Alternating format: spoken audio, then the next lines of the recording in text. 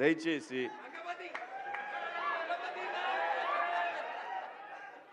ఇంకో విషయం చెబుతున్నా, అమ్మాయిలు హీరోయిన్లు ఏ బట్టలు పెడితే వేసుకొని పోతే మనమే దరిద్రం అనుభవించాల్సి వస్తమ్మా.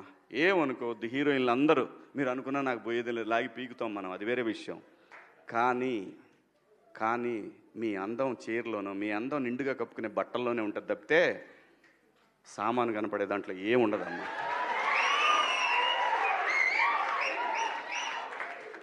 అవి వేసుకున్నంత మాత్రాన చాలామంది చూసినప్పుడు నవ్వుతూ అంటారు, కానీ దేద్రముండ ఎలాంటి బట్టలు ఎందుకు వేసుకుని కాస్త మంచి వేసుకోవచ్చుగా, బాగుంటావు కదా అనాలనిపిస్తుంది లోపల. అనలేము. అంటే మళ్ళీ స్త్రీ స్వాతంత్రం లేదా స్వేచ్ఛ లేదు. స్త్రీ అంటే ప్రకృతి, ఎంత అందంగా ఉంటే అంత గౌరవం పెరిగిద్ది. ఈ ప్రకృతి అద్భుతంగా ఉంటుంది. అలాగే స్త్రీ మా అమ్మ చక్కగా ఎప్పటికీ గుండెల్లో కనపడతా ఉంటుంది, ఒక సావిత్రమ్మ కానీ ఒక సౌందర్య కానీ. అలాగే ఈ జనరేషన్లో ఇంకా చాలామంది, రష్మిక, చాలామంది అమ్మాయిలు ఉన్నారు. వీళ్ళందరూ ఇంపాక్ట్ క్రియేట్ చేశారు కాబట్టి అమ్మటే చెప్పగలుగుతున్నాం. గ్లామర్ అనేది ఒక దశ వరకే ఉండాలా, ఇంతవరకు ఉంటే పర్లా, అది ఇక్కడికి రాకూడదు. నేనేవాళ్ళే కానీ చెప్పడానికి మళ్ళీ అందరు రేపు పొద్దున పెద్ద పెద్ద వాళ్ళంతా బయలుదేరతారు, మాకు స్త్రీ స్వేచ్ఛ లేదు.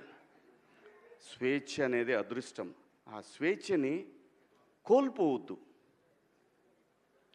మన గౌరవం ఎప్పుడు పెరుగుద్దంటే మన దేశ భాషల నుంచే మన గౌరవం పెరిగిద్ది. అందులో ప్రపంచ వేదికల మీదైనా సరే చీర కట్టుకున్న వాళ్ళకే విశ్వసుందర కిరీటాలు వచ్చినాయి. Thank you so much.